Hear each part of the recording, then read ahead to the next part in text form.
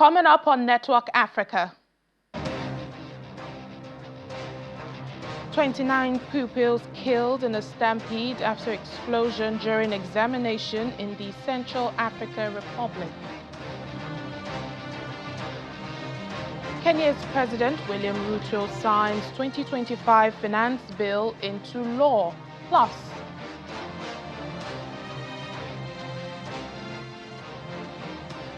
South Africa's President Cyril Ramaphosa fires DA Deputy Minister, shaking up the coalition government.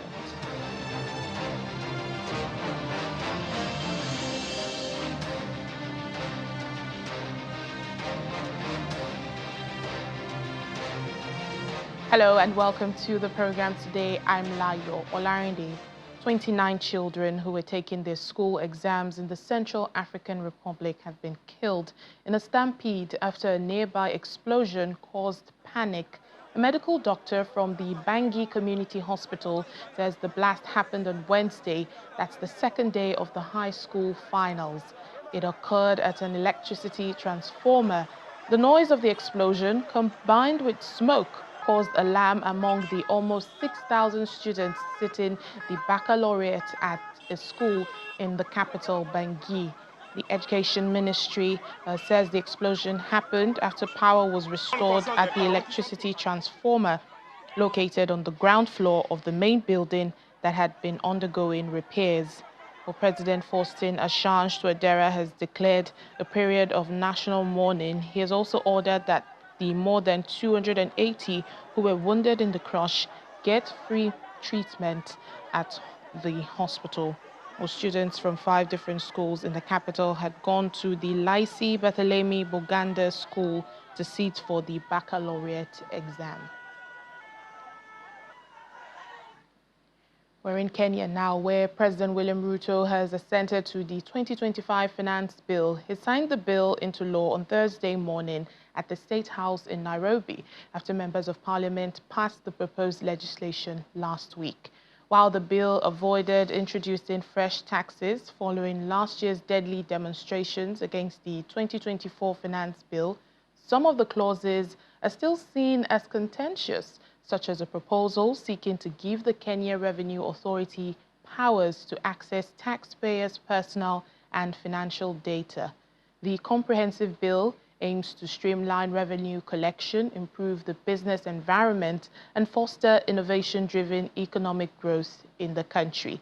The Finance Act 2025 also introduces several key amendments across various tax laws, including the Income Tax Act, Value-Added Tax Act, and Excise Duty Act. Well, a significant highlight is the mandatory requirement for employers to automatically apply for all applicable tax relief, deductions, and exemptions for employees, aiming to ease the tax burden on salaried workers. Furthermore, the bill fully exempts pension and retirement gratuity payments from tax, providing relief for retirees.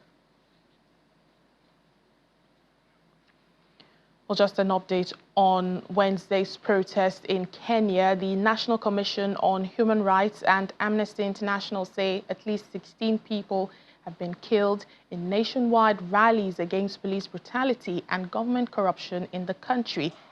Another 400 people were injured on Wednesday, including protesters, police, and journalists. The casualties included people hit by live fire and others who were wounded by rubber bullets or were beaten and were primarily in the capital, Nairobi. Well, demonstrators had clashed with police on Wednesday, who hauled tear gas canisters and wielded batons at the protest that was marking 1 year since people stormed Parliament at the peak of anti-government demonstrations. Thousands of people took to the streets to commemorate 2024's youth-led demonstrations against tax rises, during which at least 60 people were killed by security forces. Protesters also gathered in various other parts of the country. Well, we have joining us now on the program for more policy and governance expert, Vincent Kimosop in Nairobi. Thank you for speaking to us on Network Africa. You're welcome. Well, President Ruto has signed the Finance Bill 2025 into law, and that's after removing some of its most controversial provisions. From a policy perspective, does this move really address the public outcry or perhaps highlights a deeper disconnect between the government and the people? So the answer is both yes and no, because one is that the issue of tax hikes is one thing that provided a rallying point for the protests in 2024. With the high cost of living, the challenges were one of the things that actually led to consolidation of energies and efforts, and therefore the public outcry and the push against the passage of Finance Bill 2024. As I had earlier communicated to you, that was rejected, and therefore there was no Finance Bill of 2024. What government did was through what you call Tax Laws Amendment Bill, then be able to see how some of those proposals were taken forward. So 2024, the Finance Bill 2025 focuses on the following: macroeconomic stability, deepening value chains, infrastructural development, jobs, and particularly just seeing how to ensure that you have tax reliefs and more people having increasing their ability, what we call their spending power. So I would say yes, because then therefore it's not been a catalyzing a framework, particularly on the push against tax hikes. But the real underlying issues that needs to be addressed as a country needs to be faced. The real issue is youth unemployment. We need institutional reforms to strengthen reforms, particularly in the police service. We also need to ensure that we have an economy that is growing and deepening to other sectors so that the young people can be gainfully engaged. We have a youthful populace, educated, informed, and wants to be engaged. So that is the real issue. That's why I was saying you have to look at it both on the yes side and also that really there is need to focus on the underlying issues. Yeah, and as a result of that 2024 finance bill, we saw deadly protests erupt June last year. But how would you compare the government's response this time around? Has anything changed, in the way citizen dissent is being handled?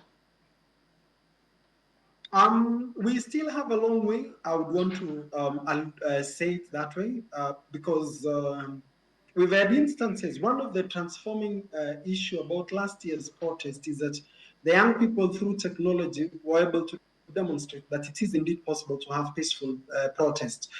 We've had protests that have been politically driven in the past, that at times take violent because they are disruptive, so that then you open and push the political space.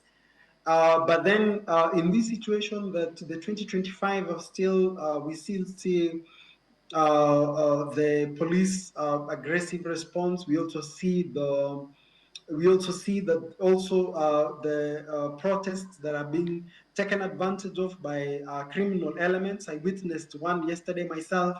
So on both sides of a lot of work still needs to be done on the part of the police. There is also need for more civic responsibility. We have a very progressive constitution, but at the same time also rights go with responsibilities, which tells you there is a lot of work that's required on our part as a people uh, so that we can be able to be and meet the democratic aspirations that we so desire as captured in our constitution.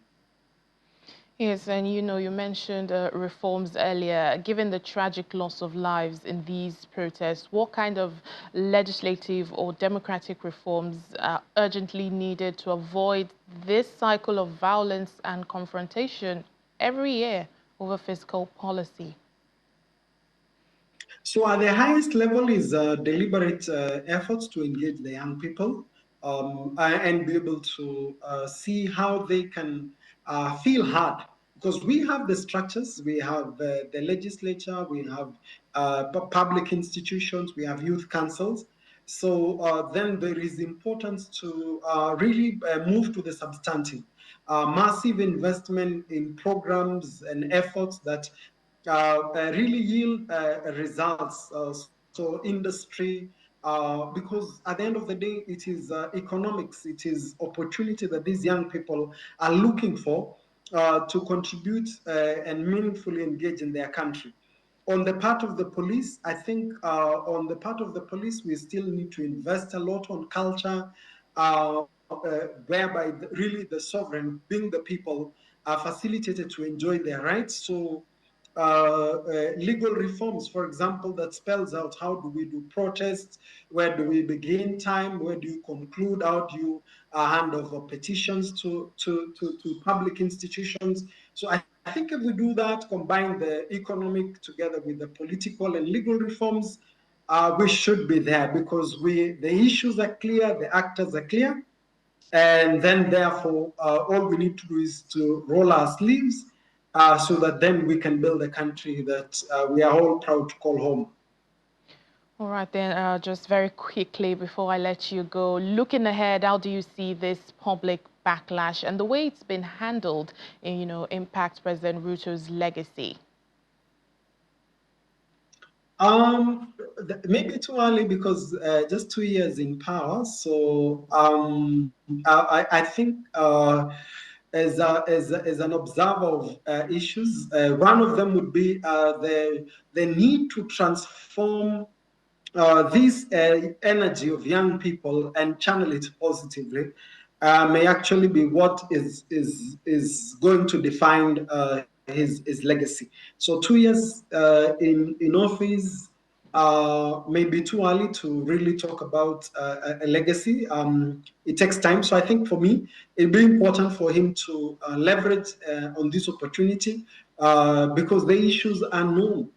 He rode into power talking about these issues is actually very clear. So I think for me, that would be how I would look at that question. All right. And then, of course, to condole with the families and those that have lost their loved ones. And talked about the importance to it's an ugly part that we need to face as a people and as a country, so that we can bring out of the most, both in our institutions, in our policies, in our values, and in our culture. All right, then. Thank you so much, Vincent Kimosop, policy and governance expert. Thank you for speaking to us on the program. You're welcome. Ugandan President Yoweri Museveni has publicly blamed Iran, Israel, and Western powers for fueling the Israel-Iran conflict, outlining his position in a 5-page letter, even as diplomatic tensions continue to rise in the Middle East.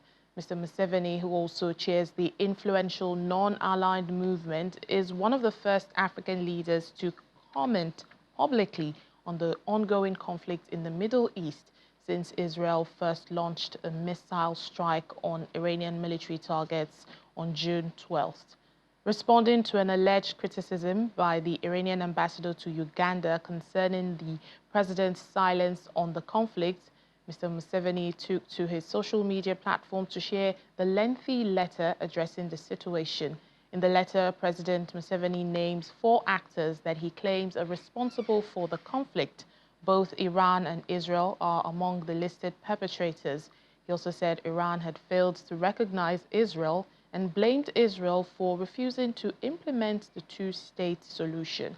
Lastly, the president urged foreign interventionists to draw back the use of force in the Middle East, arguing that military involvement only provokes further escalation. South Africa's President Cyril Ramaphosa has fired DA Deputy Minister Andrew Whitfield in a move that might shake up South Africa's coalition government. Almost 1 year since President Cyril Ramaphosa appointed South Africa's current coalition cabinet, he has sacked the First Minister Andrew Whitfield, who's also the Deputy Minister of Trade and Industry. Mr. Whitfield is also the Democratic Alliance Eastern Cape leader. Mr. Ramaphosa has not given any reason for Whitfield's sacking, and by law he is not obliged to. He has, however, said there will be no broader cabinet reshuffle. In the meantime, the Democratic Alliance has called for an urgent federal executive meeting following Mr. Whitfield's sack. Welcome back to the program. The third G20 Sherpas meeting is currently taking place in South Africa's Northwest Province, marked by the notable absence of the United States. South Africa's Minister of International Relations and Cooperation, Ronald Lamola, confirmed that the U.S. extended an apology for its non-attendance. He stressed, however, that the G20 deliberations would proceed as planned. Our South Africa correspondent, Innocent Semosa, has more in this report. South Africa's Minister of International Relations, Ronald Lamola, says the G20 meeting taking place at the midpoint of South Africa's historic G20 presidency comes at a time of unprecedented global turmoil marked by both geopolitical tensions and economic uncertainty. It is more difficult to organize a peace than to win a war. But the fruits of victory will be lost if the peace is not organized. Close quote. No peace will organize itself in any part of the world. It needs the global community to stand together. Ms. Gabriela Ramos, Mexico's candidate for Director General of UNESCO, believes the G20 can play a vital role in advancing global education, promoting cultural cooperation, and enhancing digital inclusion, particularly in developing countries. The G20 has provided a very important space for culture to be recognized as a global public good. Because we all know that when we invest in culture and cultural activities, on creativity, on artistic contributions, we are contributing to a more cohesive world, a world that talks to each other, a world that build bridges, which we really deeply need in this very conflictual world in which we live. Meanwhile, the country's opposition party, the Freedom Front Plus, FF Plus, has made its second visit to the White House, reportedly holding meetings with senior U.S. officials from the Office of the Vice President to the National Security Council and the Homeland Security Council.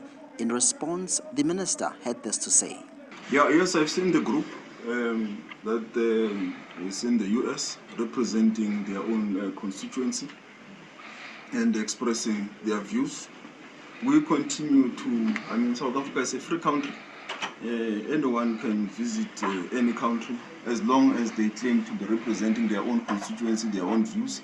But South Africans also have to know that even when you're international, you have got a duty and a responsibility to promote South Africa's national interest. Whether even if you are an opposition party, you are any group of whatever nature. Because this country's constitution has given everyone, including minorities, a platform to air their grievances, to raise their issues here in the country, to raise whatever issue that they may have. Meanwhile, the third G20 Sherpas meeting is currently taking place, marked by yet another notable absence of the United States. So at this stage, we take it from their apology. So we will see as the situation develops. But we think that the G20 should be able to continue with or without their participation. But at this stage, we take the apology because they have forwarded it to us. They've stated their reason. So we take the apology. As Israel and Iran agrees to a ceasefire, questions are emerging around Africa's positioning in light of the changing geopolitical landscape. From Northwest South Africa, Innocent Semosa, Channels Television News. Nigeria and Brazil have expressed willingness to revive bilateral relations as trade between the two countries have declined from $9 billion in 2015 to less than $2 billion as of 2025. At a business forum held in Abuja on the sidelines of the Nigeria-Brazil Strategic Dialogue Mechanism, the federal government engaged investors from Brazil to woo them to invest in the country's economy. The meeting was attended by Vice President Kashim Shettima and Brazilian Vice President Mr. Geraldo Alckmin. Our State House correspondent Emperor Simon reports.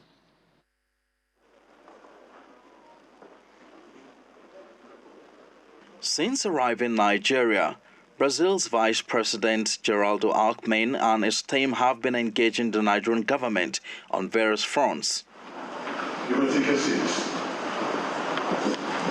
At this business forum, both countries are considering boosting their declining trade relations.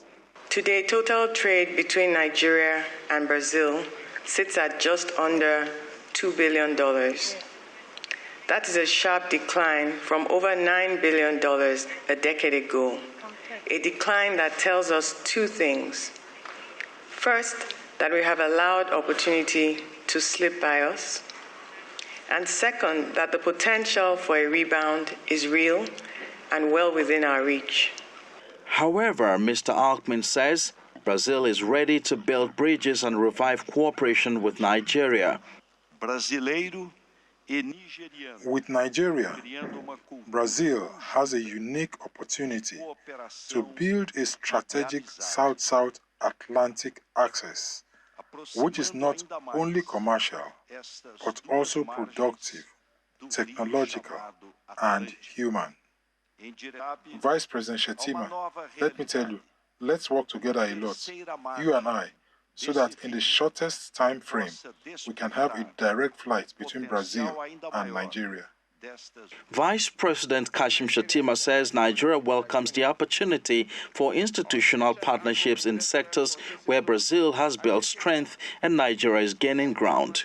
We are removing barriers, we are strengthening systems, and we are creating room for credible partnerships that deliver outcomes, not just documents. Brazil's renewed outreach to Nigeria comes at a moment of realignment. It is a time when we are opening our economy to genuine partnerships, to capital that is responsible, and to ideas that empower our people. State governments are also looking to key into the new areas of partnership. We want to take maximum advantage of it. It looks very promising, and we think that going forward, it's going to be mutually beneficial to both countries. It is expected that this engagement between Nigeria and Brazil will translate into increased volume of trade between the two countries. From the NIA headquarters in Abuja, Emperor Simon, Channels Television News. Human rights groups are reporting a surge in gender-based violence in and around Goma in the Democratic Republic of Congo, with armed groups reportedly targeting women and girls and leaving survivors traumatized and reluctant to speak out. A survivor who wishes to keep her identity hidden speaks of constant looting in the area, and if bandits don't find anything to steal, they rape the women. Local human rights groups say they are working to document alleged abuses, often at huge personal risk. Social worker Muhindo Jeno explains that authorities have to strengthen security measures in the region.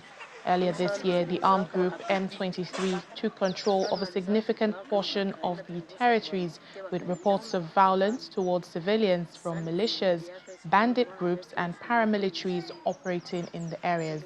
The UN reports hundreds of cases of sexual violence, with over 400,000 people, mostly women and children, displaced in North Kivu, where Goma is located. Mozambique's President Daniel Chapo led processions in Maputo on Wednesday as thousands of citizens celebrated the 50th anniversary of the country's independence. At the Machava Stadium, a vibrant parade packed with locals and government officials celebrated the nation's freedom while honoring fallen heroes. The lively sounds of military bands were accompanied by energetic performances as crowds cheered and waved the country's flags. President Chapo also lit the torch of national unity. June 25 marks Mozambique's independence, locally known as Dia da Independencia Nacional, the federal holiday when citizens celebrate their nation's sovereignty and reflect on 5 decades since the Front for the Liberation of Mozambique, Frelimo, triumphed over the Portuguese colonial forces.